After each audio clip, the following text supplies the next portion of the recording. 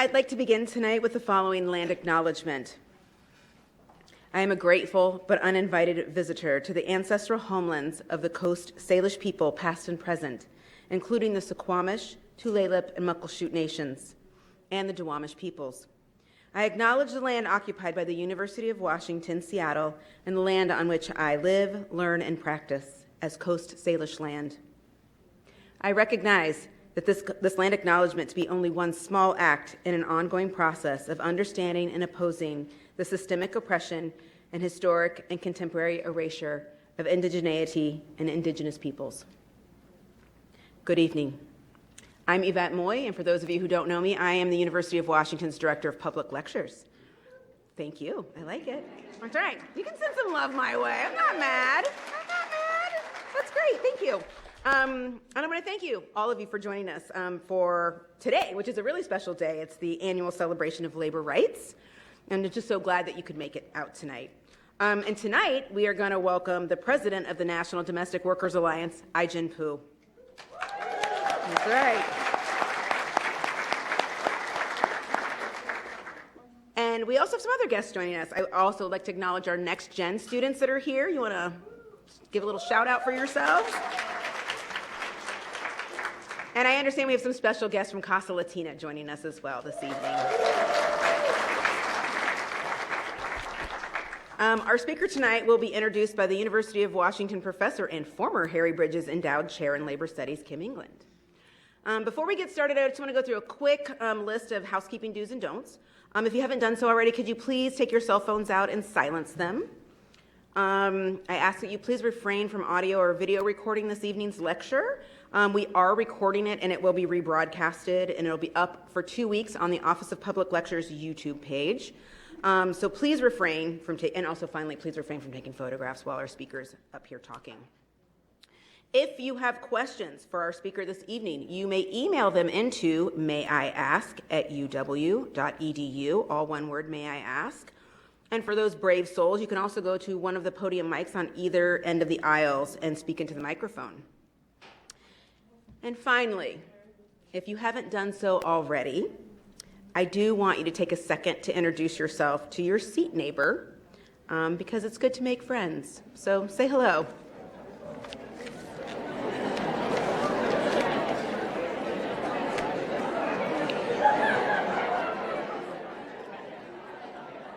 That's right.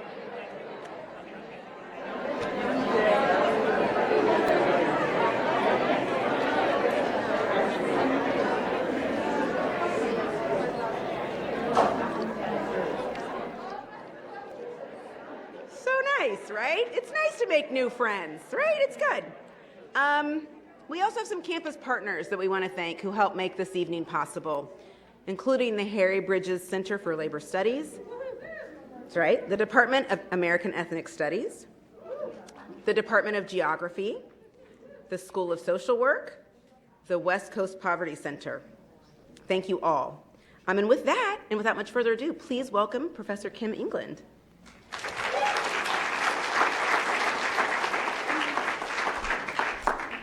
Well, I am delighted to be talking to you as a member of the Harry Bridges Center for Labor Studies, and I am thrilled that we are spending May Day, International Workers' Day, together with a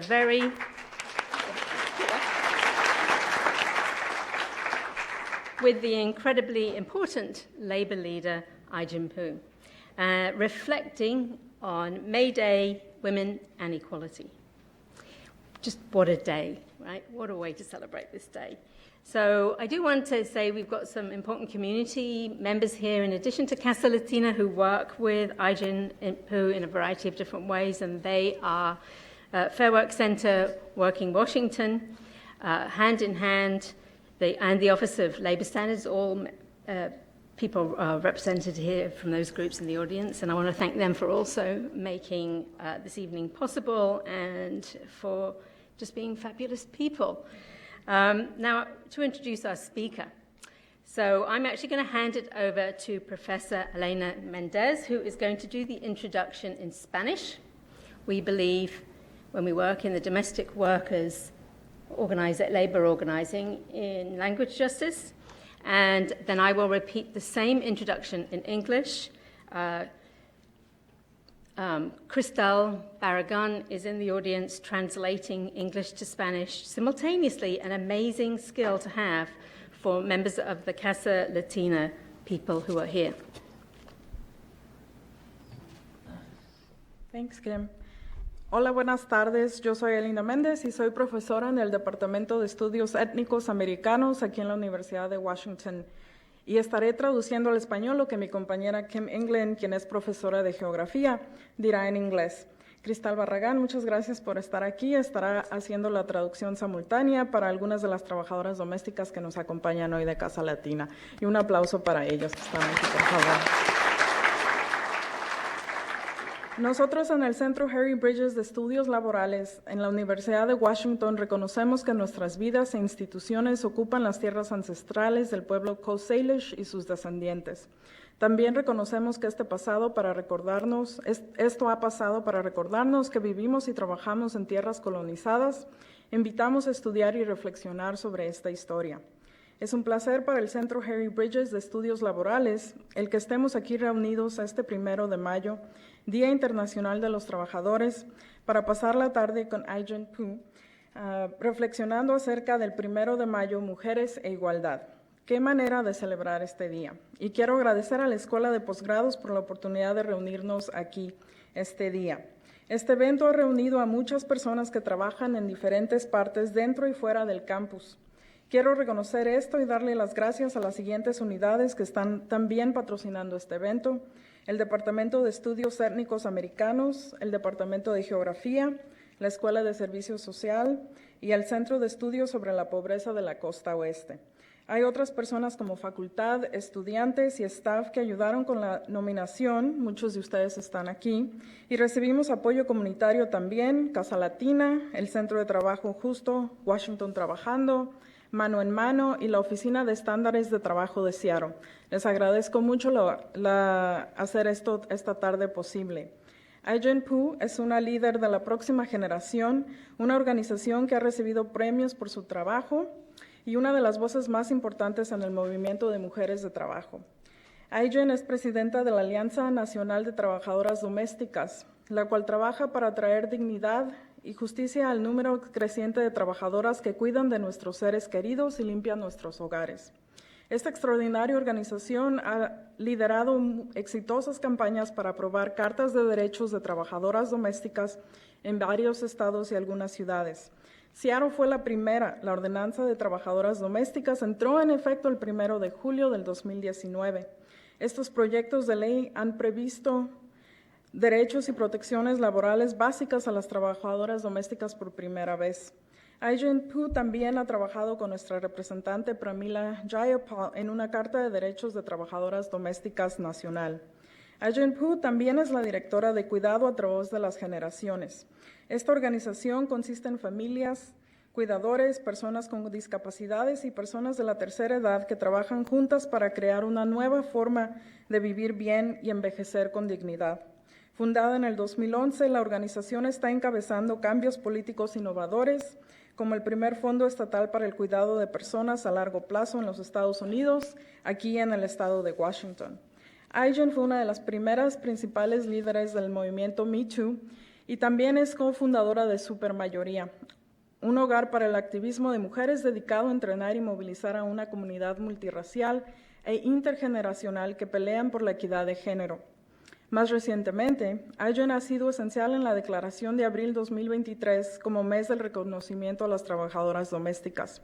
Incluso la semana pasada estuvo entre las personas invitadas a la Casa Blanca a presenciar la firma de la Orden Ejecutiva de la Economía de Cuidado por el presidente Biden, la cual, por supuesto, es importante para millones de trabajadores y familias que necesitan acceso a cuidado, pero al mismo tiempo es importante para todos nosotros porque todos merecemos vivir y trabajar y envejecer con cuidado y dignidad. La visión de Ai-jen Poo es un movimiento de trabajadores construido alrededor de cuidado, compasión y respeto mutuo. Estamos encantados que estés aquí con nosotros y nosotras esta tarde. Muchas gracias.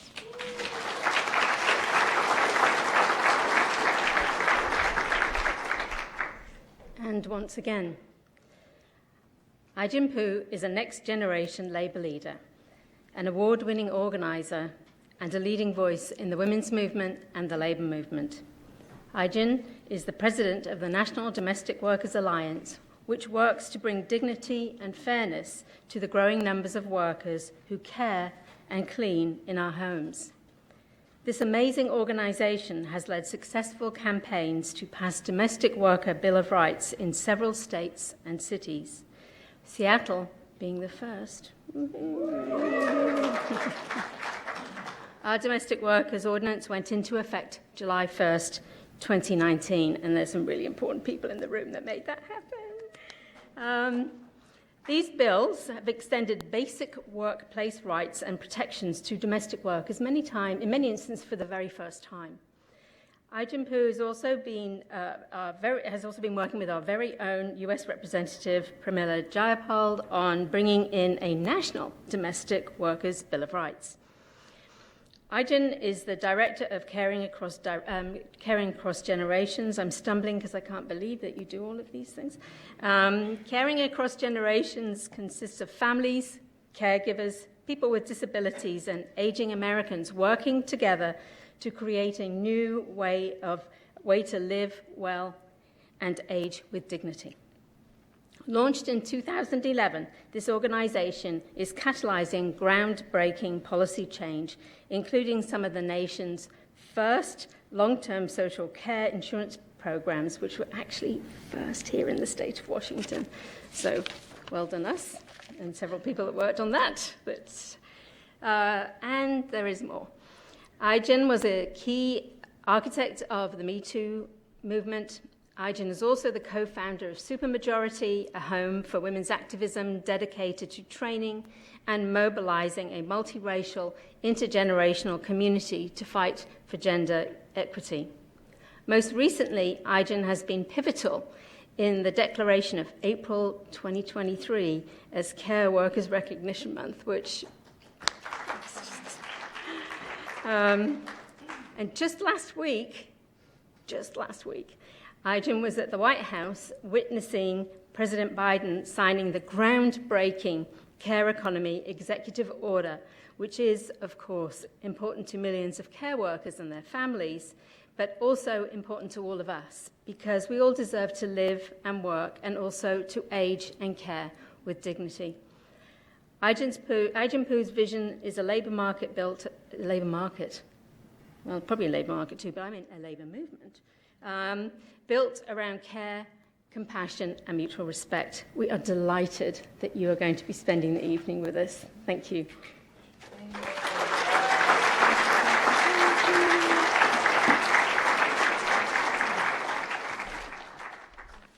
Hello. Good evening. Happy May Day. Thank you so much for having me. I actually can't think of a place I'd rather be than right here with all of you. I really want to say a special thank you to all of our hosts here, the many entities who came together to make it possible for me to come and join you tonight. And special thanks to the Harry Bridges Center in Labor Studies. Whoop, whoop. I know many people worked hard to make this talk possible. I'm told over 3 years.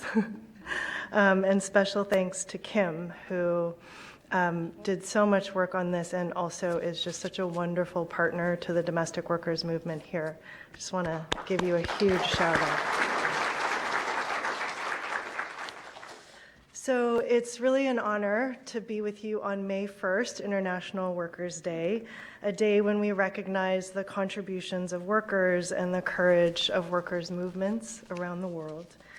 The origins of the day, as many of you know, lie in a movement fighting to define work in America, to bring dignity and respect to work, to establish standards and protections like the 8-hour workday. And it was pretty common in the times when the debates about the 8-hour workday were unfolding for people to work 16-hour days. So theirs was a fight about the sustainability and the dignity of work at its heart, and that fight continues ferociously today. And it's also very special to be here because Seattle and Washington State are so pivotal to the part of the workers' movement that I'm a part of, the domestic workers movement, the care movement. And I just want to name, and I know Kim has already done so, but Seattle being the first city in the country to establish a municipal domestic workers' Bill of Rights was already historic and significant. But the legislation actually broke new ground in establishing the first ever standards board for domestic workers, a sectoral strategy. Yes, we can applaud to that, absolutely. That brings together workers and employers and city officials and creates a seat at the table for domestic workers in a way that's never happened before. And that model has actually become an inspiration to cities around the country, and Philadelphia followed suit after Seattle, and the state of New Jersey has a standards board in its legislation that we're currently fighting for at the state level, thanks all to the foundation that was laid here by these incredible leaders. We should give them a round of applause here in the city of Seattle. I just want to name Working Washington, Fair Work Center, Casa Latina, Ala Garifuna Women, Hand in Hand, just so many incredible organizations here who've really built an ecosystem to support this work. And they are recruiting for the Standards Board. I wouldn't be an organizer if I didn't. They're recruiting for the Standards Board. So could you just raise your hand, people that can be talked to if you're interested in learning more about the Standards Board. Thank you so much. They are recruiting, and especially in terms of representation of caregiving and the caregiving part of domestic work, which is going to be the theme of tonight's talk. And I just also want to say that, and they have an event. The Nailing New Labor Models, Wednesday, May 3rd, 11:30 to 1 p.m., with the Standards Board representatives really talking about applications of the Standards Board and lessons, right, in other sectors. So it's with the UCLA Labor Center. It's a webinar, and also raise your hand if you can provide more information about that. Okay, great. I also want to say that the union organizing here in this town is just extraordinary. And SEIU, so yes, we should clap for that. SEIU Local 775 has just been such an inspiration and a beacon of hope to me as an organizer. I've learned so much from that work. The Teamsters, so many other unions who are continuing to break new ground and define 21st century union organizing. And I'm so proud to be in this room with so many of you who support that work and are a part of that work, because it is absolutely essential for the future of work in this country. It's also the first day of Asian American Heritage Month, so happy AAPI Heritage Month to all. This is also home to Congresswoman Pramila Jayapal, who is not only representative of Washington's 7th Congressional District, she's the first Asian American to represent Washington at the federal level. So I just wanted to give her a shout out. She's also the first woman to represent her district and the first Indian American woman to ever elected to the United States House of Representatives. So let's give her a big shout out. She is somewhere. And we know that she's a fierce champion for unions, for workers' rights, and certainly for domestic workers. She is the lead sponsor in the United States House of the National Domestic Workers Bill of Rights, and we're so proud to have her as a champion. So as you can see, I'm practically from this place. I feel so connected. But I want to start by bringing all of you who are actually from this place into the conversation directly. And I want to ask that we take the next 5 minutes for you to turn to the person sitting next to you and share a story about someone in your life who has cared for you or someone that you have cared for and the meaning of that relationship in your life. And it'll just take a couple minutes each way. I'll let you know when it's time to switch, but just to have a little moment of connection around care with your neighbor. So go forth.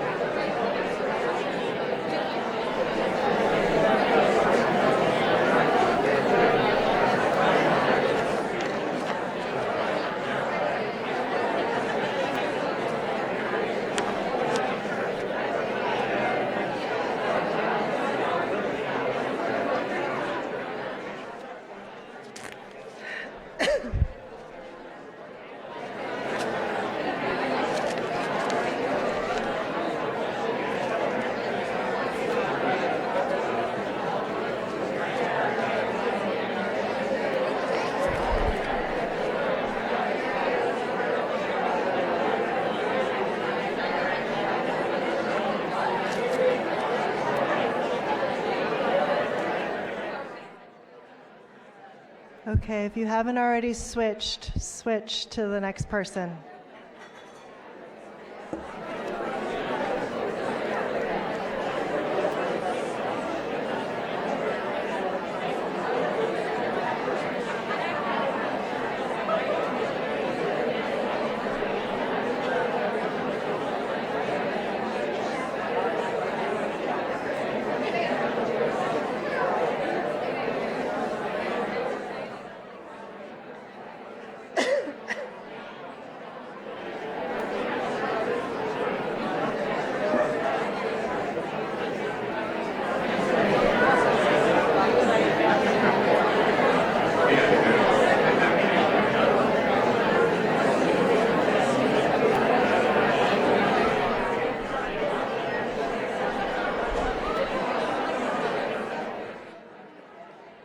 One minute left.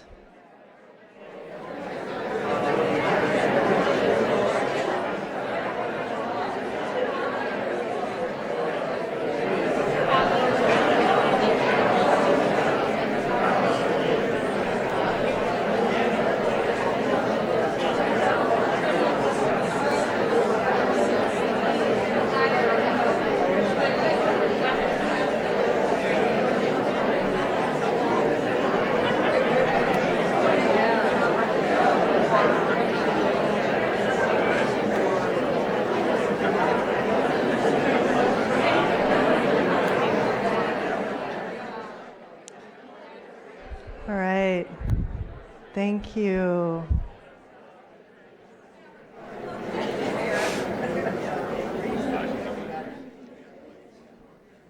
Thank you so much for bringing your care stories into the room. Could we give a round of applause to all of the caregivers in our lives?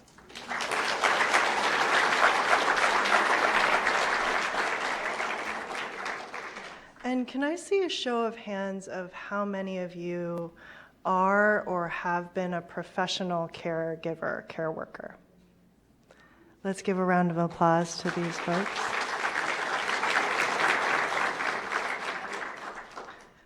And finally, if you have been or are currently caring for a loved one as a family caregiver, an aging loved one, a young child, a person with a disability in your life, raise your hands.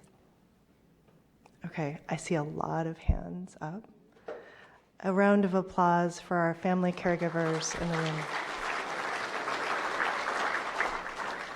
I wanted to take that moment, and especially the last few, just to recognize that the work that you do as caregivers is essential work.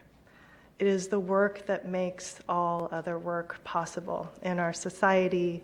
In fact, not just work, it's the work that makes everything possible in our society, in our economy, in our lives.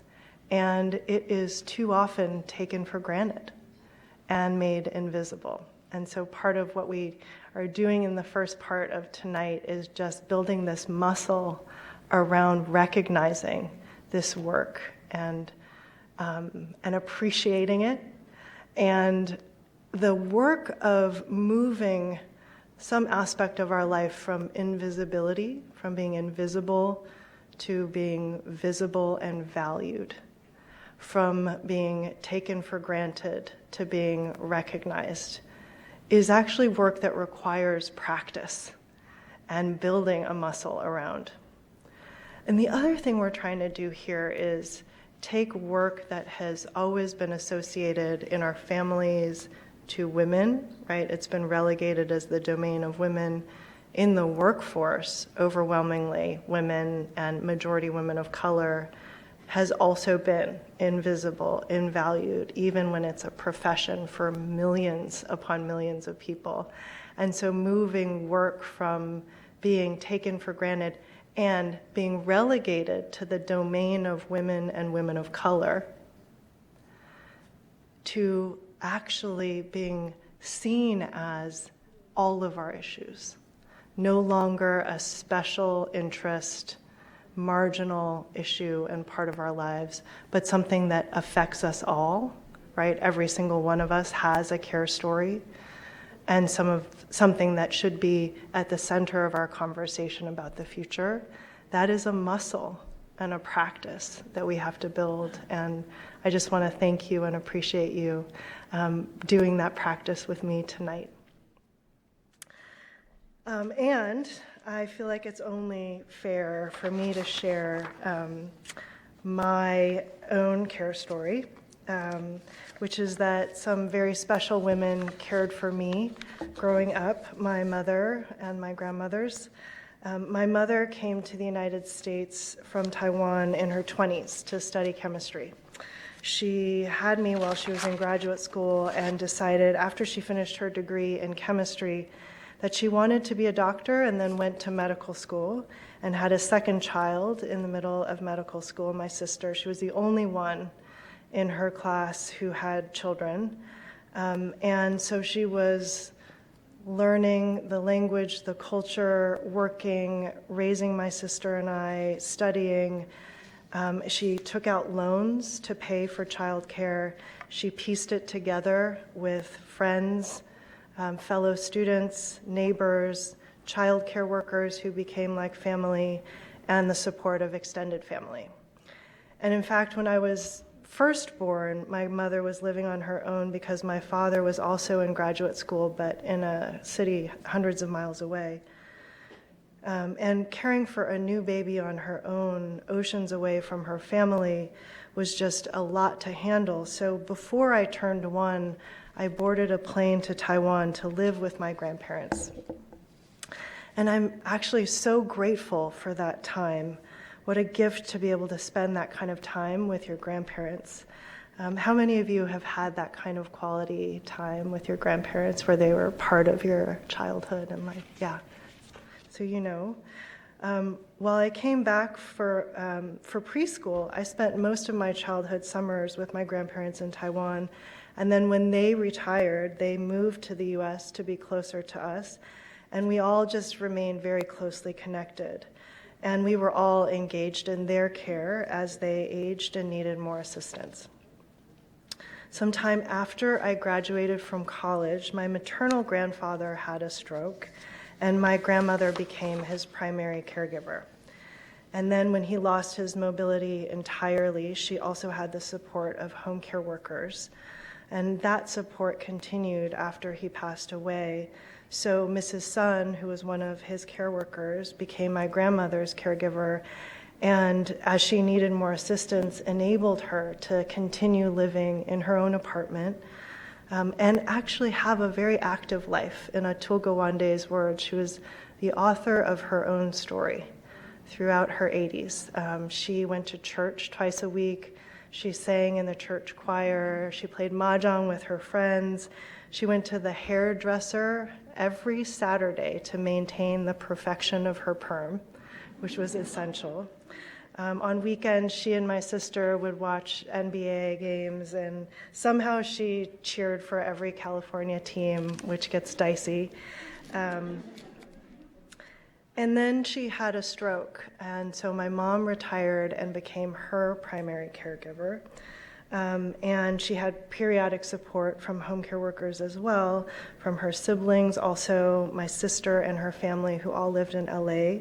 I live far away in Chicago. My grandmother's decline was both rapid and slow. No matter how much support was around, it was very difficult and challenging in ways nobody could imagine to bear witness to and grieve the loss of my grandmother, whose dementia kind of left her as a shadow of the person we knew. And there was the physical exhaustion of caregiving that my mom endured, and then the paperwork. Oh, the paperwork. And then the financial struggles. All of it together, it's just really quite a lot. And I know many of you know what I'm talking about. And also, caregiving can be so enriching and fulfilling and transformational, some of the most important moments and roles in our lives. As many of us probably shared, right, when we talked to our neighbors, it is some of the most important kind of imprints of our experiences that shape how we make meaning and who we are and who we become. And it can also be very difficult and isolating, even when there are a lot of people around, even when you have a team effort. It's a role that always requires a collective effort. And not only that, though, because even when our entire families are engaged, doing the best we can, it's often not enough. It actually requires a societal effort.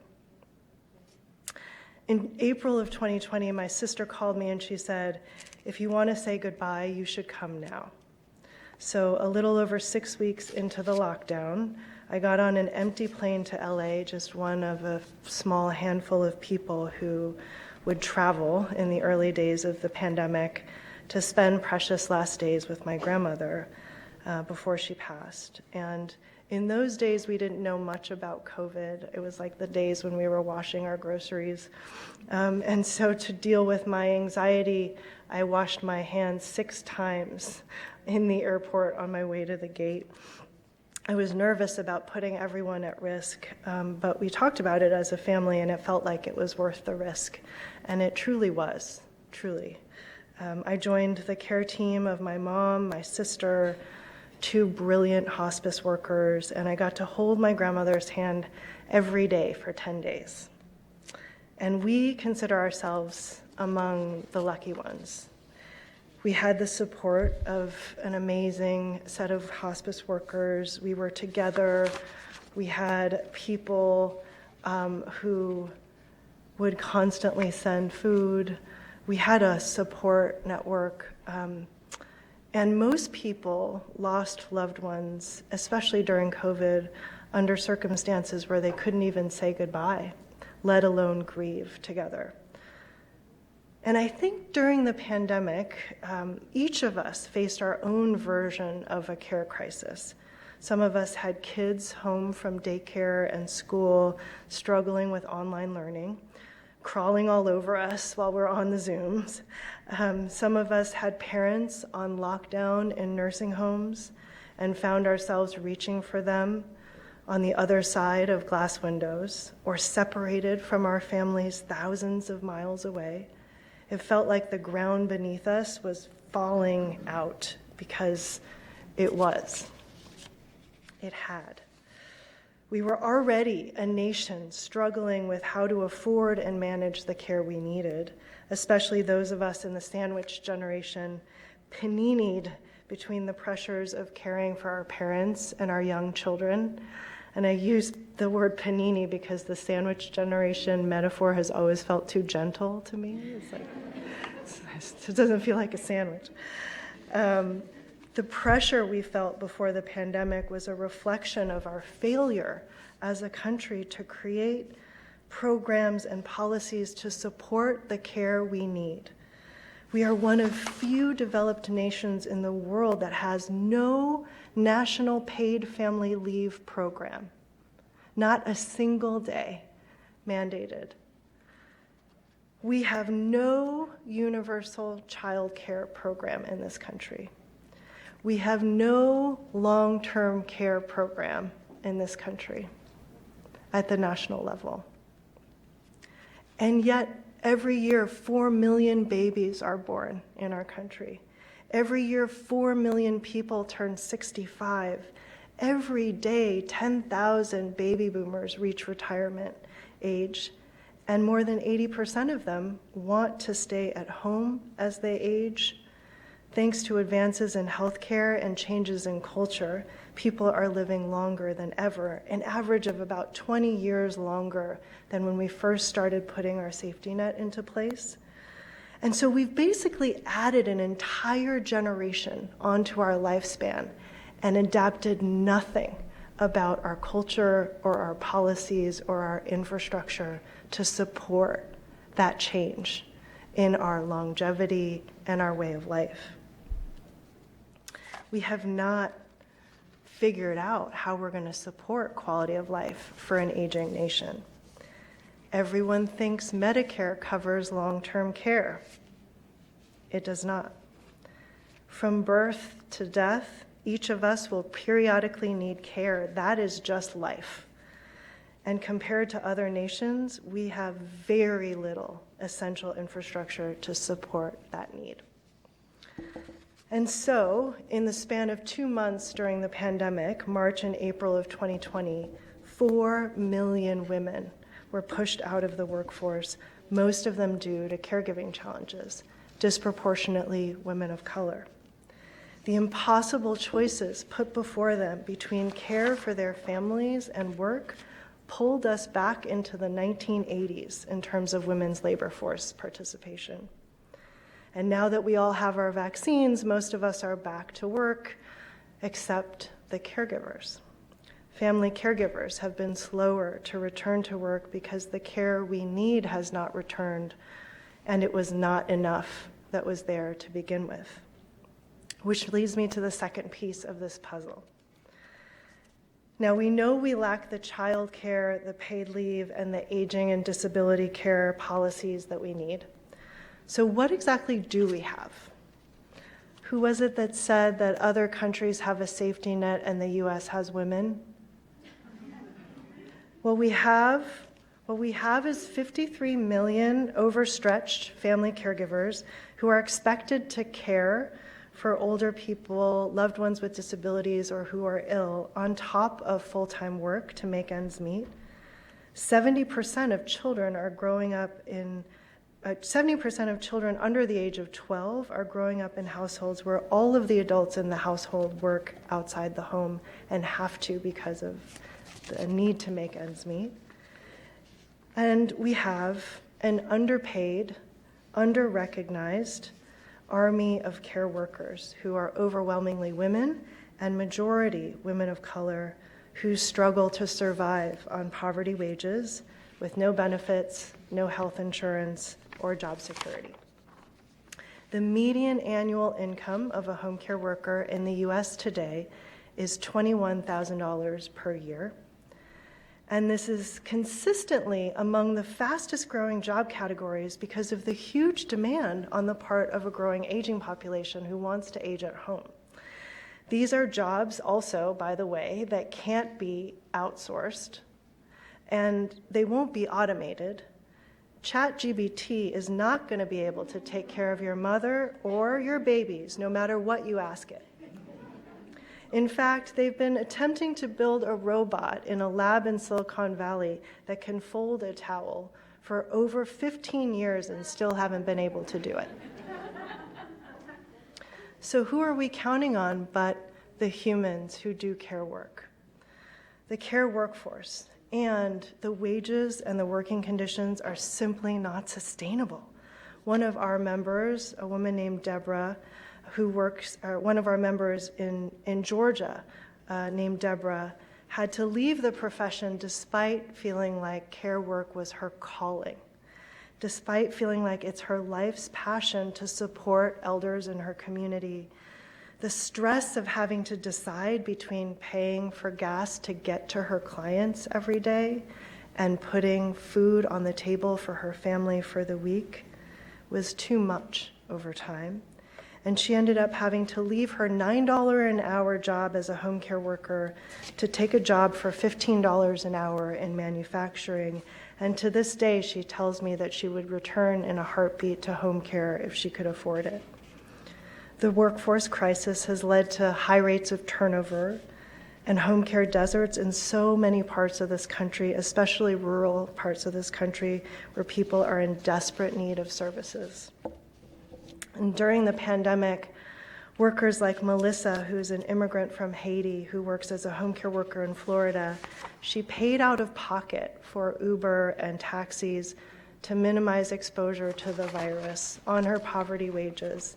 She handmade masks and double masked when there was no PPE to keep her clients safe because she knew that she was their lifeline, and they were among the most vulnerable to COVID.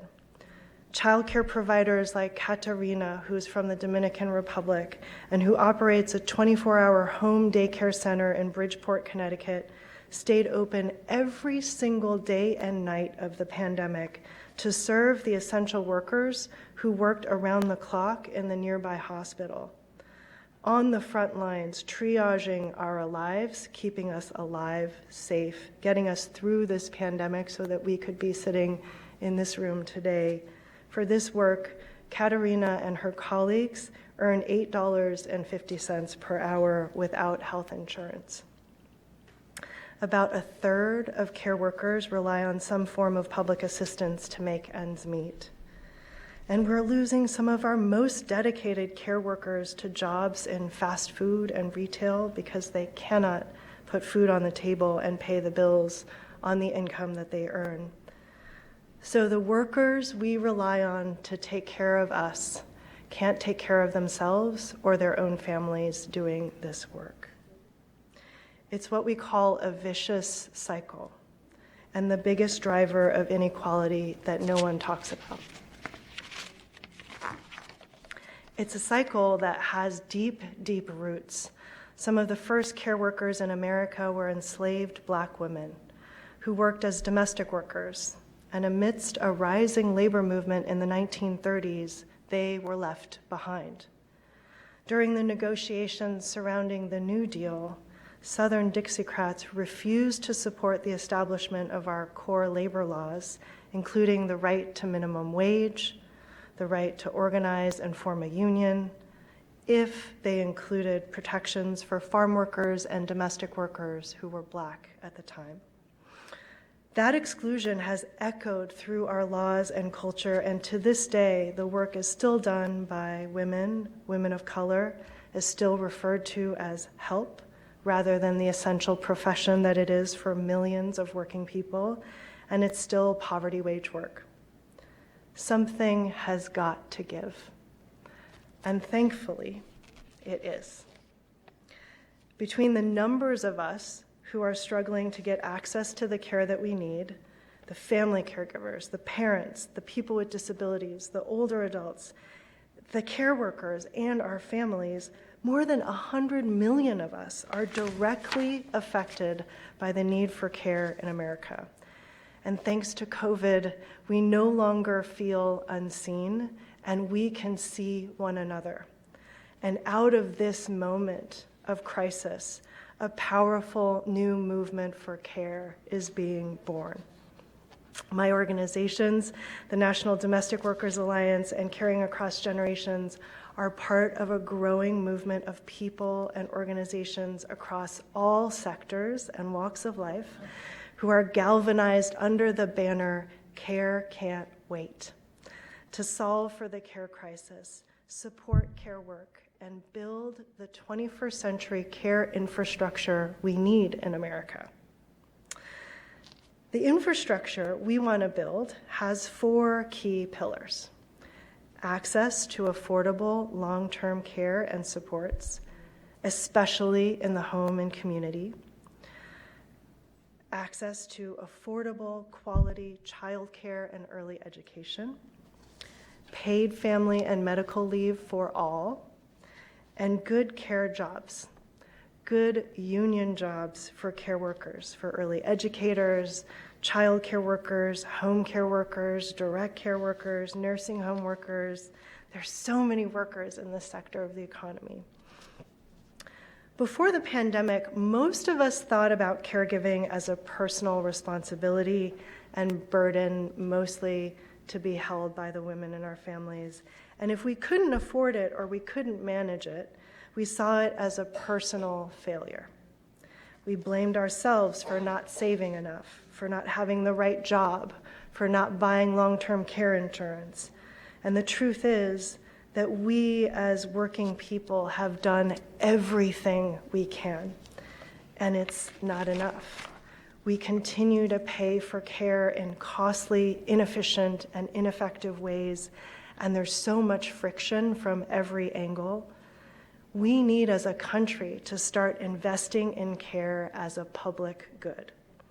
Just like the roads and bridges and broadband that are essential infrastructure that need public investment, ongoing maintenance, updating, and reimagining, so do our caregiving programs and systems.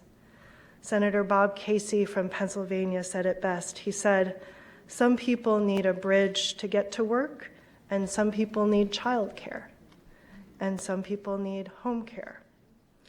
We've been making the argument that home and community-based services, childcare, and paid leave should be considered essential public infrastructure that enables society and our economy to function. And thanks to extraordinary organizing and advocacy on the part of tons and tons of organizations, leaders, unions, and voters, it's working. The American Rescue Plan Act that President Biden signed into law included $12.7 billion in funding for Medicaid home and community-based services, the program that 70% of the home care workforce works through in the United States. And at least 12 states have used the funds to permanently raise wages for home care workers. 18 states have temporarily raised wages. States have 2 more years to spend the resources, and many are using the funding to address the workforce crisis. This historic legislation also included funding to stabilize access to childcare, but all of this is just temporary funding that runs out in 2025, and it's just the beginning of what's needed. But luckily, states like Washington State give us hope.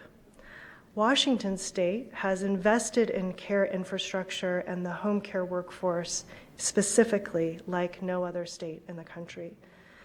In partnership with the home care union SEIU 775, your state has created a world-class training center that trains 40,000 home care workers per year in 12 languages. It's the second largest educational institution in the state of Washington after the university right here. Wages for home care workers start at $17 per hour here with health care and retirement benefits. This great state has also established the first ever long-term care benefit in the nation. That is amazing. Amazing. It's called Washington Cares, and it's so exciting because it gives us all across the country hope, and it helps so many middle-class families pay for care who otherwise would not have access.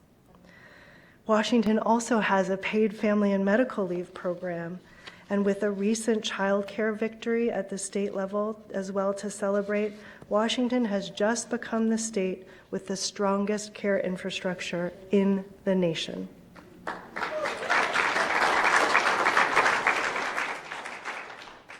I'm sure you're all thinking, it's not that great. But let me tell you, you talk to people in Georgia, you talk to people in West Virginia, and they can only dream of what is in place here, and we're going to get the whole country there and beyond. You are proving that it's possible to build a care infrastructure in America, and while there's so much work to do to ensure the success of these programs and to continue expanding access to care, what you have to build on here is just huge.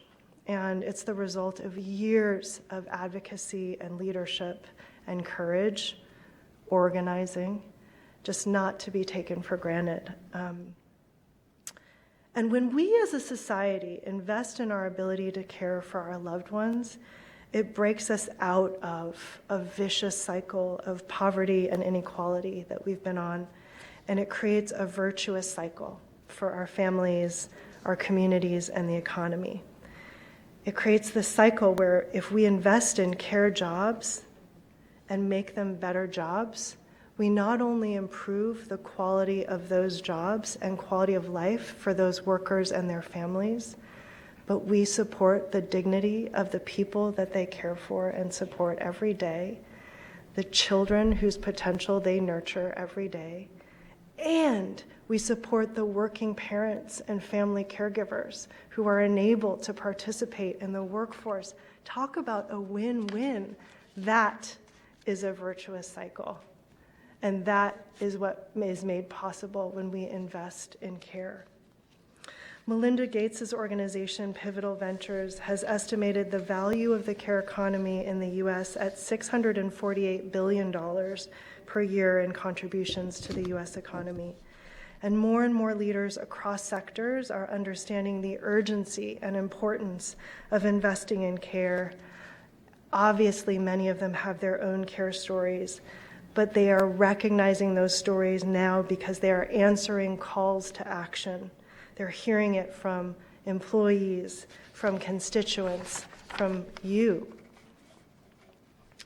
As a little girl, I used to follow my maternal grandmother around her apartment like a little shadow. She taught me so many things. My first language, Mandarin. She potty trained me, which was also very valuable. She taught me that there's very little light of day between family and community. I literally thought I had 1,000 aunties and uncles because they were all part of my care growing up. And in those early days, I think seeing that helped me see how there is a way forward here. Care does happen in community with family, friends, neighbors, and a workforce, all of whom need and deserve recognition and support as they care, all of whom are interdependent. We need one another to care for our families, and we need our country as a whole to care for us too. Care has always happened in community, and it's how it should happen. It just needs to be supported. And coming together as a movement is how we win that support. 2 weeks ago, more than 400 care workers, parents, family caregivers gathered in DC for the first ever Care Workers Can't Wait Summit. It was the first time workers from across the care economy came together, from early education and direct care, with families and all of the people that we support to demand that care jobs become good jobs, and that all of us have more support for the care that our families need and deserve. We argued that just like the 1930s, when a rising labor movement turned manufacturing jobs from dangerous poverty wage jobs into the largest on-ramp onto the middle class in the history of the world, today, a rising movement of workers and families led by women of color is doing the same for care work today. More and more of us will need care every day, and the workers who provide it must be supported with good jobs.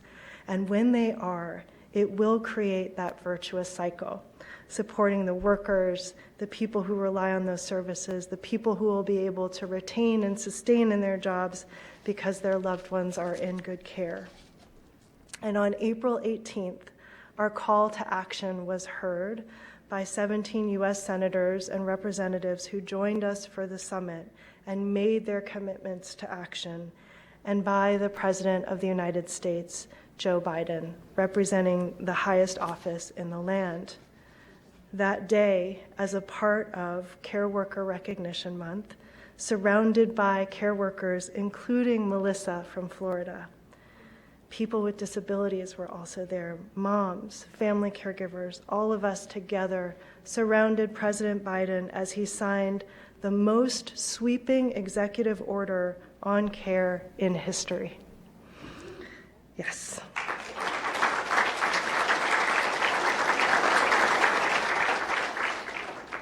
This executive order includes more than 50 directives to federal agencies to do everything in their power to support families to have access to the care they need, affordable quality child care, aging and disability care, and for the workers to have access to good living wage union jobs.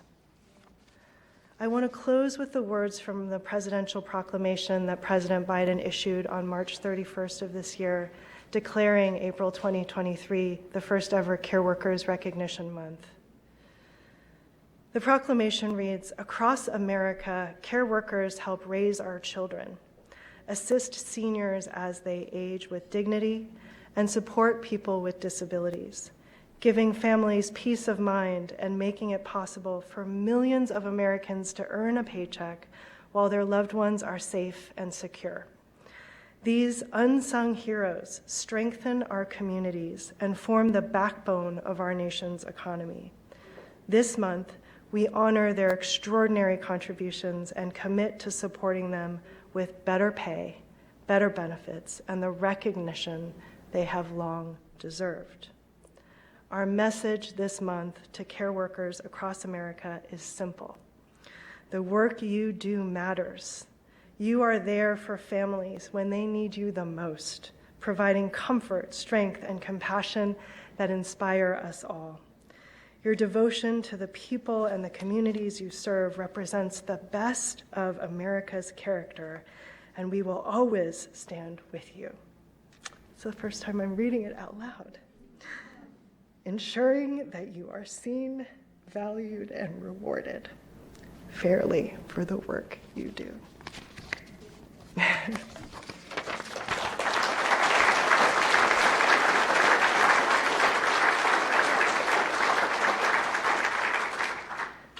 This moment right now is a historic moment, made possible by a tragic pandemic and a rising movement of care workers and caregiving families. And we still have so much more to do. It is our generation's work to turn the long overdue recognition of caregiving into real change. It is not the end of the story, it is just the beginning. But it should give us hope that change is possible.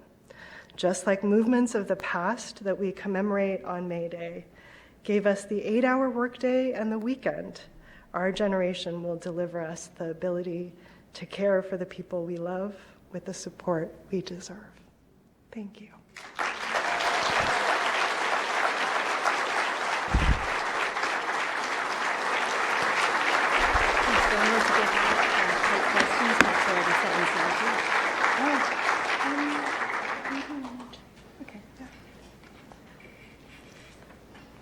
was just wonderful. We have time for one or two questions. I'm sure there are many more, but we're only taking that many. There are microphones on either side. For those of you brave enough to come up, there is also a way that you can contact me on the iPad, and I've managed to already forget what it is. May I ask at uw.edu? Oh, may I ask at uw.edu. Easy for me to say. And it's also fine if there's no questions.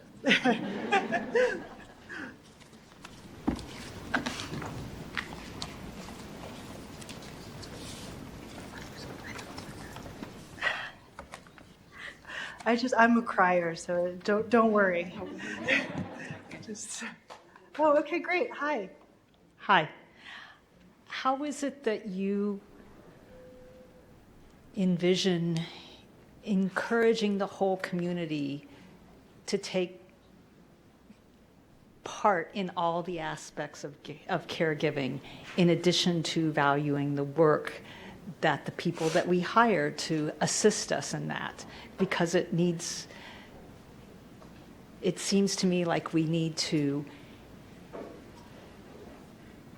value the people we hire to do the work and engage ourselves in a higher level of participation in that work. And so I was curious about how you see your movement as taking on that part of it. Absolutely. I mean, we have to, as much as we have to change policy, which we're all doing, we also have to change our culture in the way that you're describing. And I think part of that starts with having explicit conversations when you're not in crisis. It's really hard to think about and consider all the complexities and kind of design a model for caregiving that is intentionally healthy and collaborative when you're in the midst and throes of a crisis. And so while you're not actually normalizing conversations about how you want to be a part of caring for the people in your life, in your community, and how you want to be cared for, and being really explicit about that, and acknowledging that it's okay for not everybody to play the same role.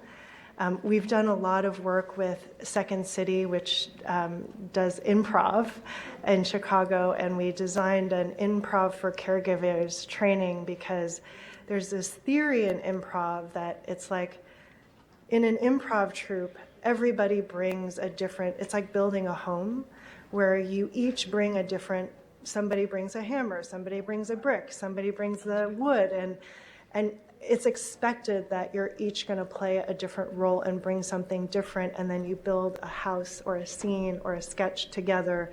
And I think a lot of caregiving is that too, but we don't intentionally design for that and support that and talk about it. And so I always say, just like, build your care squad now, and have a conversation with your care squad about what y'all want and need, and normalize it, and also organize and fight for policy change together as a squad.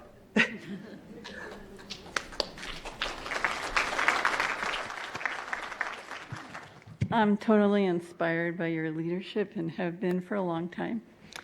My question is, what's next? In other words, how do we turn this proclamation into change that really meets the need? Great question.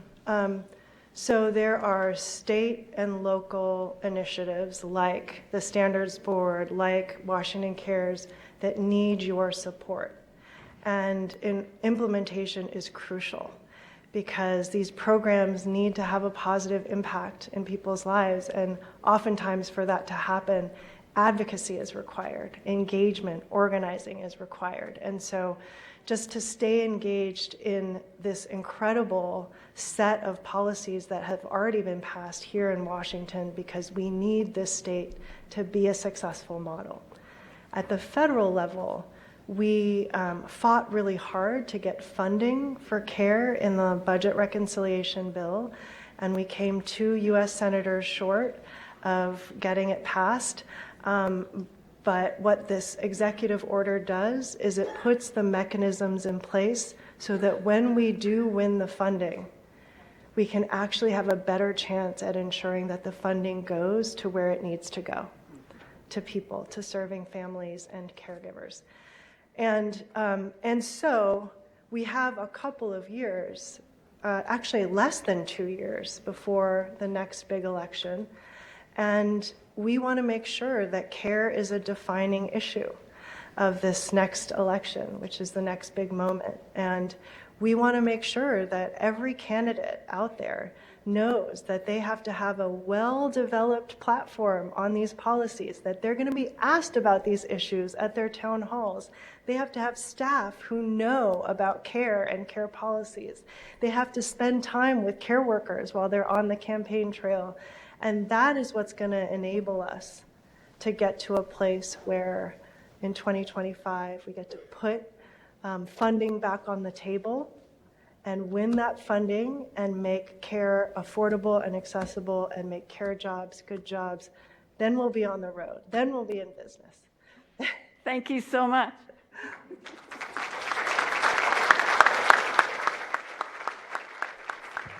Kim? Hello. Sorry, I know you said too, but can I ask something? Okay, one last, yes. Yes. Thank you. My name is Doris Garcia. I wanted to ask, you were talking about policy in Seattle. We have a policy since 2018, which is great. We have a legislation, and it's been great for workers. But there's still a lot, I feel, to do on the enforcement part from employers. And it might be maybe the lack of information. I want to blame it to that. And also from workers, it's hard to bring up that matter, right? To tell your employer, hey, guess what? There is actually a law that is here. How will you, I don't know if as a worker, as an employer, how would you address that conversation or, lack of information issue in this relationship? Yeah. Thank you. Thank you. It's a great question. And I think it's really important for those who are less familiar with the dynamics of domestic work that the power imbalance between workers and employers in that isolated context where there's a whole history of invisibility and exclusion from labor laws just makes it nearly impossible for workers to ask for something as simple as a paid sick day, let alone a raise or, right? And so it is really important that we communicate directly to employers. And so we have to really ask of people who we know employ other people in their homes to really be aware and mindful that their home is a workplace. And this is somebody's profession and their paycheck. And it is on all of us to really start to try to change the culture around that. Where the expectation, if you are going to hire somebody in your home, you're going to be responsible about that decision, right? That's the shift that we have to make. And it's going to take all of us in this room holding the people in our lives to that expectation and also giving people the information that they need. And so to that point, we have to create the conditions for people to really show up well. And a lot of times it's hard in this industry because everybody's so disaggregated. There's 1 million households and nobody knows which homes are workplaces. And a lot of the people who hire domestic workers don't see themselves as employers. They just see themselves as like going to work for somebody else every day. So there's just a lot of mindset shift that has to happen. More educational materials. In Chicago, the mayor's office did an education campaign called Your Home is Someone's Workplace. And there's a lot of experiments like that around the country. And the Domestic Workers Alliance is currently doing an innovation project where we're looking at the lessons from all of those different employer education models that we've tried And I think some of the folks from your team are going to be in those calls where we're sharing those lessons. So yeah, it's a work in progress. There's no silver bullet, but I can say for sure that it's going to take each of us helping to really shift the mindsets. Thank you. And thank you. Thank you all so much for coming out on a Monday night.